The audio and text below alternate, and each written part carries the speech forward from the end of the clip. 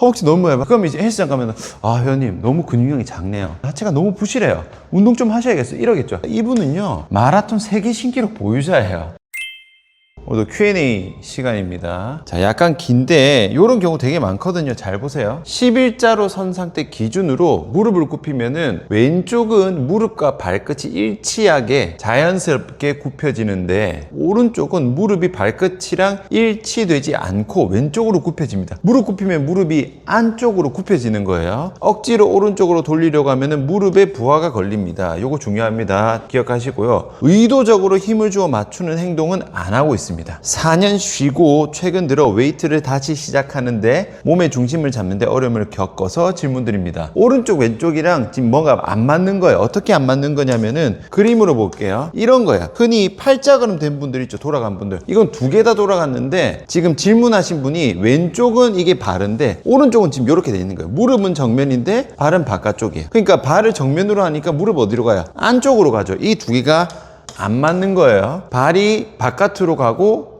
무릎이 정면. 근데 발을 정면으로 하면 무릎 안쪽으로 돌아가 버리니까 무릎의 위치랑 발끝이랑 뭐가 안 맞는 거예요. 왼쪽은 일직선인데 한쪽만 이런 분들도 있고요. 두 개 다 이런 분들도 많아요. 그냥 차렷하면 이미 이렇게 돌아가 버렸어요. 이런 분들은 스쿼트 하려면은 더 벌려야 됩니다. 자, 이게 어떻게 되냐면 무릎의 위치는요 허벅지 뼈의 기준이라고 생각하시면 되고 발의 위치는 정강이 뼈라 생각하시면 됩니다. 즉 이거 두 개가 다르다는 말은 허벅지 뼈랑 정강이 뼈가 틀어진 거예요. 허벅지 뼈랑 정강이 뭐가 안 맞으니까 무릎이랑 얘 발이 안 맞다, 발끝의 방향이 안 맞다. 얘랑 딱 위치가 딱딱 맞으면 두 개 다 정면인데 얘가 안 맞으니까 틀어지는 거죠. 반대는 잘 없어요. 거의 무조건 발이 돌아갑니다. 무릎 정면으로 하면 틀어진 분들은. 그러면은 이게 왜 이렇게 됐는지 기전을 알아야겠죠. 자, 보세요. 평발 기전하고 거의 동일합니다. 고관절이 풀리면서 안으로 무너집니다. 안쪽으로 무너졌다는 말은요 안쪽에 힘이 세서 돌아가고 이런 개념이 아니에요. 힘없이 그냥 무너지는 거예요. 이게 중요합니다. 고관절이 무너지니까 무릎이 안으로 돌아가려고 하겠죠. 안으로 무너지니까. 그러면 어떻게 됩니까? 무릎을 정면으로 보내려는 거예요. 왜냐? 그냥 있으면 무릎이 안쪽으로 있으니까 뭐가 틀어져 있잖아. 그러면은 무릎을 정면으로 보내기 위해서 정강이를 밖으로 돌리는 거야. 그러니까 무릎은 안으로 가서 전부 다 안으로 간단 말이야. 전부 다 안으로 가는데 무릎 틀어졌네 하면서 발을 돌려버립니다. 그러니까 결과적으로 얘는 안쪽으로 가고 얘는 바깥쪽으로 가버려요. 무릎은 정면, 발은 바깥으로 가니까 이런 모양이 되는 거야. 사실은 무릎이 정면이고 바깥으로 돌아간 게 아니라 발끝 정면하면 얘가 무너진 거야. 여기서부터 이미 안으로 무너진 겁니다. 안쪽으로 돌아가면 걸을 때마다 무릎이 안으로 가잖아요. 그러니까 무릎을 밖으로 보내려고 돌리려고 하니까 얘가 돌아가 버린 거야. 그러니까 이런 분들은 아주 높은 확률로 평발, 그리고 이쪽에 체중이 이쪽에 많이 실립니다. 그래서 엄지발가락 쪽 관절에 통증이 있는 경우도 많아요. 지금 이렇게 무너집니다. 이렇게 무너져 있는 거예요. 돌아가서 무너져 있어서 돌아간 겁니다. 이해 가시죠? 돌아간 상태라고 인지하지 마시고요 무너져 있는 상태라고 인지하시는 게 나아요. 고관절부터 틀어졌으니까 당연히 고관절부터 잡아야 돼요. 고관절, 무릎 관절, 발목 관절이 있죠. 그러면은 무너지면서 안으로 무너진 거잖아요. 돌아간 거죠. 굽혔다 폈다의 개념이 아닌데 어디가 무너지는지를 관절의 움직임을 보면은 얘부터 무너졌는 게 그냥 자연스럽게 나옵니다. 자, 고관절 움직이면 어때요? 돌아가죠. 이렇게 지금 소켓처럼 들어가서 이렇게 회전 범위가 엄청 많아요. 자, 무릎 어때요? 무릎은 굽혔다 폈다가 전부입니다. 딱히 돌아가는 거 없죠. 발목 어때요? 발목도 돌아갑니다. 발목도 돌아가긴 하지만 우리가 서 있을 때는 고정된 상태이기 때문에 움직임이 그렇게 안 많아요. 그럼 세 개 중에서 뭐가 움직여서 무너지는 범위가 제일 크겠어요? 당연히 고관절이지. 구조적으로도 고관절이고요 움직임으로 봐도 고관절부터 무너집니다. 얘가 무너지면서 다 가는 거예요. 그렇기 때문에 지금 상태는 고관절부터 무너져 가지고 발까지 무너지면서 뒤집어진 거기 때문에 무너진 상태에서 맞출 수밖에 없어요. 아까 결국 질문하신 게 뭐예요? 억지로 정렬을 맞춰야 하나요? 라고 했는데, 자, 아까 이런 상태라 했죠. 그러면은 이 상태가 뭐야? 고관절이 풀린 거예요. 고관절이 풀려서 빠져서 무너진 상태죠. 그러면은 당연히 고관절을 끼워 넣어야 되는데 무릎만 돌리면 더 틀어집니다. 무릎을 억지로 돌린다 해서 고관절이 알아서 안 돌아가요. 이미 틀어져 버렸기 때문에. 고관절을 딱 돌리는 느낌으로 가야 되는데 이미 틀어진 분들은요 무릎만 돌려요. 그러니까 무릎 주변에 부하만 심해집니다. 그래서 여기서 무게 추가하면 무릎 다 망가지기 때문에 억지로 돌려서 끼워 맞추면 안 돼요. 운동은 그냥 해야 됩니다. 겉보기에 좀 틀어진 것처럼 보여도 불평은 없는 범위 내에서 하고, 고관절은 따로 끼워 넣어야 됩니다. 따로 재활하셔야 돼요. 무릎을 맞추는 게 아니라 고관절을 맞춰야 됩니다. 근데 무릎은 겉보기에 크게 움직이니까 맞다 안 맞다 보이지만 고관절은 그 인지가 안 돼요. 이미 무너진 분들은 고관절 움직임이 다 고장나 있습니다. 고관절을 먼저 끼우세요. 두 번째 질문입니다. 스쿼트를 하는데 양쪽 고관절에 힙힌지 불균형입니다. 골반이 틀어져서 그런 것일까요? 왼쪽 고관절의 힙힌지가 늦게 걸리고 약한 느낌입니다. 왼쪽 고관절이 잘 안 접힌대요. 양발의 체중이 고르게 실어지지 않는 느낌입니다. 체중 실리는 게 다르고 오른쪽 다리에 체중이 쏠립니다. 앉아있을 때도 오른쪽 엉덩이로 무게가 쏠리는 느낌이 듭니다. 무엇이 문제인지 궁금합니다. 지금 말씀하신 불균형 총 3가지. 힙힌지 불균형, 좌우 다리 체중이 왼쪽이 잘 안 실리고 오른쪽이 실리고, 세 번째 앉아있을 때 골반이 틀어진 느낌이 납니다. 골반이나 고관절 틀어진 분들이 대부분 이거를 가지고 있죠. 우선 고관절, 골반 미리 설명드릴게요. 얘가 고관절이고 얘 전체가 골반입니다. 자, 힙힌지는 요거예요. 접었다 폈다. 접었다 폈다는 뭐예요? 고관절입니까? 골반입니까? 고관절도 잘 움직여야 되고 골반도 잘 움직여야 되죠. 두 개 다 중요한 거고요. 서 있을 때 체중 실리는 건 뭐예요? 요거는 골반은 엄연히 말하면 비중이 좀 덜하고 요 고관절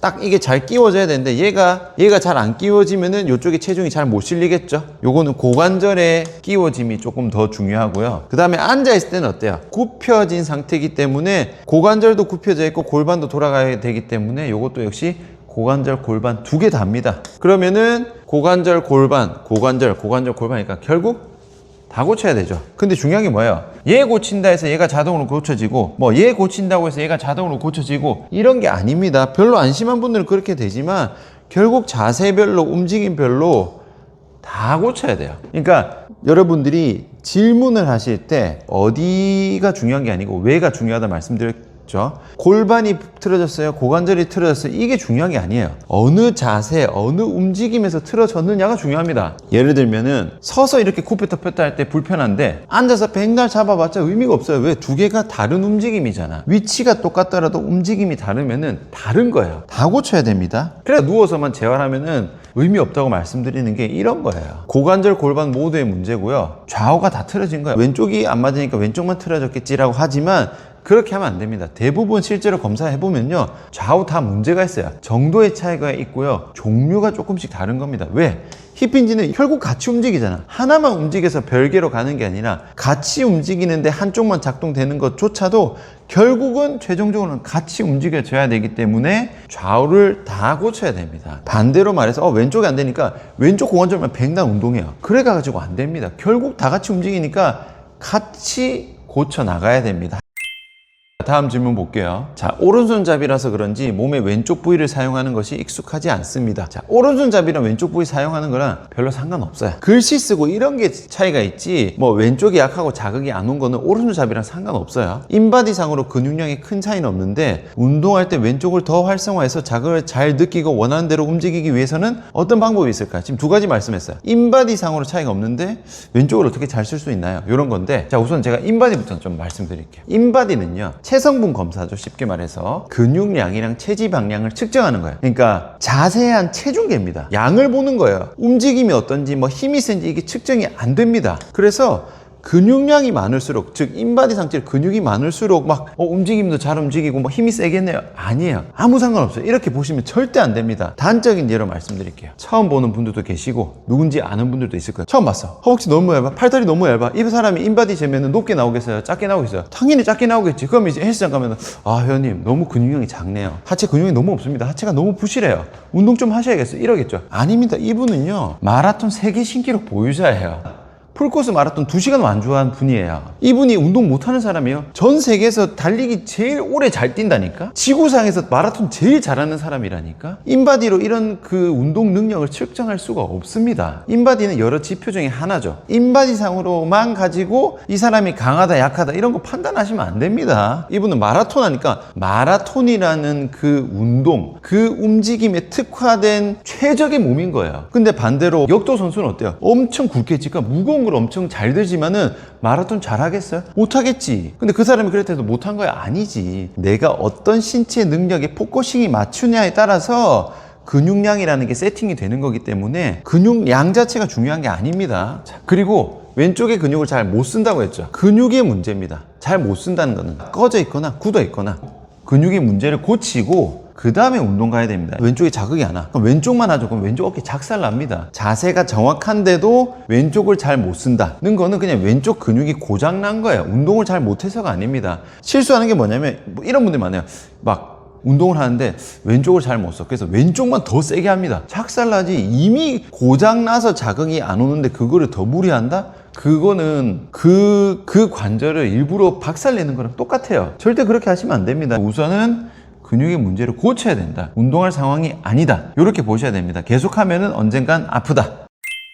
거의 15년 이상은 항상 어지럽고 심장 쿵쾅대고 지루성 피부염에 시달려 살았는데 복직근을 풀기 시작한 후 증상이 거의 사라지고 제일 신기한 게 피부도 좋아졌대요. 심지어 다 풀리지도 않았는데 어지럽고 막 심장 쿵쾅대고 지루성이 다 좋아졌대. 원리가 뭘까요? 자, 이걸 여쭤보셨는데 모든 사람이 해당되는 게 아니겠죠. 일단은 설명을 드릴게요. 근육하고 장기의 관계가 있습니다. 이게 응용근신경항이라는 거에서 나오는 건데 예를 들면은 이런 거예요. 복직근은요 소장이랑 연관되어 있어요. 그 학문에서 얘기한 거기 때문에 이거 가지고 맞다 안 맞다 틀리다 저는 그런 거 지금 얘기할 거 아니에요. 그리고 장요근 같은 경우는 신장하고 연관이 되어 있습니다. 이분 같은 경우는 복근 풀 때 아마 장요근도 같이 푸셨을 거야. 왜냐하면 굳어 있으면 거의 다 굳어 있거든요. 그러면은 복근이 엄청 굳어 있고 혹은 너무 약하다는 말은 소장이나 신장이 약하다라고도 볼 수가 있는 거예요.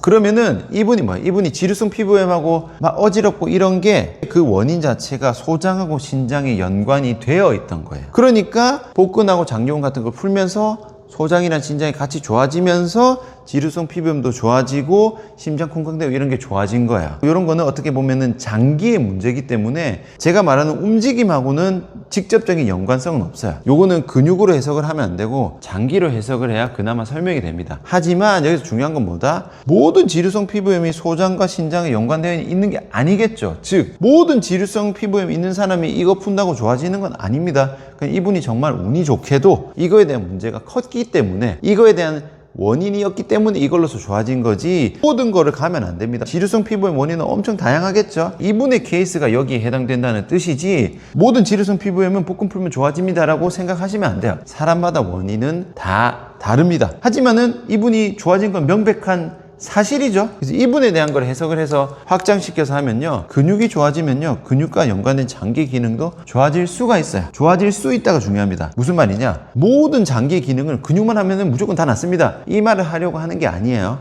근육과 장기에는 분명히 연관성이 있기 때문에 좋아질 수 있다, 가능성이 있다, 이 정도로만 보시면 됩니다. 저도 이렇게 치료를 예전에 많이 했었어요. 근데 되는 경우도 있고 안 되는 경우도 있습니다. 질문하신 분은 원리가 궁금하다고 하셨으니까 근육과 연관된 장기가 좋아지면서 내가 가지고 있었던 불편한 증상들이 함께 좋아졌다, 이렇게만 생각하시면 될 것 같아요. 자, 오늘 영상은 여기까지입니다. 수고하셨습니다.